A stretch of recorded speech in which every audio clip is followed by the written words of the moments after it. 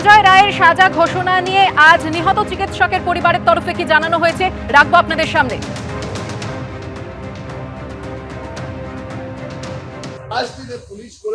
জজ কঠোর থেকে কঠোর সাজা দেবেন, এটাই আমাদের বিশ্বাস। আরো বাকিরা এখনো ধরা পড়বে, সব সামনে আসবে, সবাই সামনে আসবে এবং জজ আমাদের একটা প্ল্যাটফর্ম তৈরি করে দিচ্ছেন এখানে, যাতে বিচার ব্যবস্থা আমরা আগে নিয়ে যাই। রায়দানের পরে যে রায়ের কপি পাবো নিশ্চয়ই বিকালে জানতে পারবেন আপনারাও, তার একটা প্রতিফলন জজ শনিবার দিন দিয়ে রেখেছেন। আমার দিয়েছেন কতগুলো পয়েন্ট আমরা রেখেছিলাম জজের কাছে, সেগুলো পয়েন্টের ক্লিয়ার, মানে তার উপরে একটা ক্লারিফিকেশন জজ দেবেন। পয়েন্ট ছিল সেটা বিচার যখন রায় বেরোবে রায়ের কপিতেই সব পাবে এবং সেটা আপনাদের জানিয়ে দেওয়া হবে। কোনো অনেকে অধরা রয়েছে, সব ধরা পড়বে। অনেকে বলতে সেদিন রাতে আমার মেয়ের সঙ্গে যে 4 জন ডিউটিতে ছিল তারা তো আমরা অ্যাকিউজড মনে করি। আমরা 5 জন এক জায়গায় রইলাম, একজন মার্ডার হয়ে গেল, 4 জন কিছু জানে না।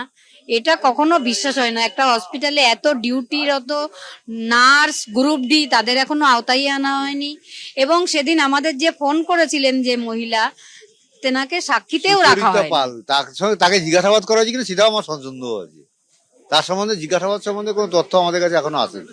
সিবিআই, রাজ্য পুলিশ একই রাস্তায় হাঁটলো, অর্থাৎ কলকাতা পুলিশ যে তদন্ত করলো সেটা সম্পর্কে এটা দেখুন, সেটিংস এর একটা ব্যাপার, সবাই বলছে, আমরা তো বলতে পারি না, আসল তথ্য তো আমরা জানি না। তবে যাই হোক, কোর্টের উপরে কোর্ট সিবিআই এর উপর চাপ সৃষ্টি করে সঠিক তথ্য বের করার চেষ্টা করবে, এটা আমাদের বিশ্বাস।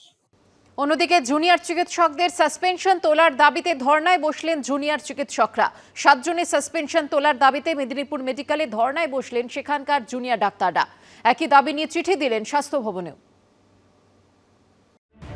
প্রথমে সাসপেন্ড, তারপর অনিচ্ছাকৃত খুনের ধারায় মামলা। প্রসূতি মৃত্যুর ঘটনায় গাফিলতির অভিযোগে রাজ্য সরকারের শাস্তিতে বিদ্ধ সিনিয়র জুনিয়র চিকিৎসকরা। সাসপেনশন প্রত্যাহারের দাবিতে শনিবার অধ্যক্ষকে চিঠি দিয়েছিলেন মেদিনীপুর মেডিকেল কলেজের জুনিয়র চিকিৎসকরা। সাসপেনশন প্রত্যাহারের দাবিতে শনিবার অধ্যক্ষকে চিঠি দিয়েছিলেন মেদিনীপুর মেডিকেল কলেজের জুনিয়র চিকিৎসকরা।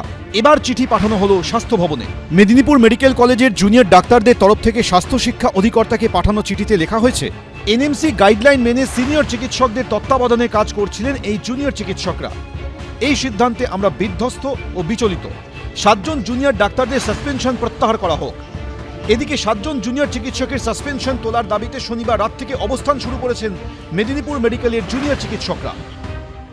যে বার্তা মাননীয় মুখ্যমন্ত্রী দিয়েছিলেন মহাশয়া, তাতে ছিল 6 জনের নাম ছিল।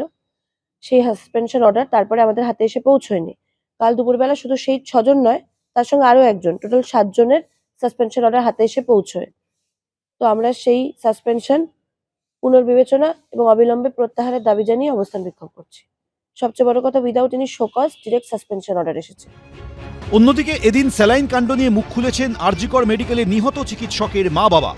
এই যে দুর্নীতি, আমার মেয়ের 9 আগস্ট মারা যাওয়ার পরে যে দুর্নীতি, স্বাস্থ্য ব্যবস্থা যে ঘুঘুর বাসা বেরিয়ে আসছে, এই যে স্যালাইন তদন্ত, 12 জন ডাক্তার সাসপেন্ড হয়ে গেলেন, অথচ তাদের ময়না তদন্তে উঠে এলো স্যালাইনের জন্যই মৃত্যু হয়েছে, অথচ দায়ী হলো জুনিয়র সিনিয়র ডাক্তাররা।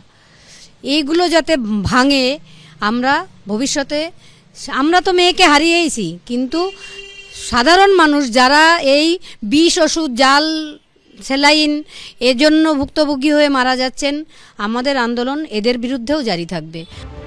জুনিয়র ডাক্তারদের আবেদনে কি সাড়া দেবে সরকার? খুঁজে পাওয়া যাবে কি আসল কারণ? সেই প্রশ্ন থেকেই যাচ্ছে। সৌমেন চক্রবর্তী ও সমীরণ পাল, এবিপি আনন্দ।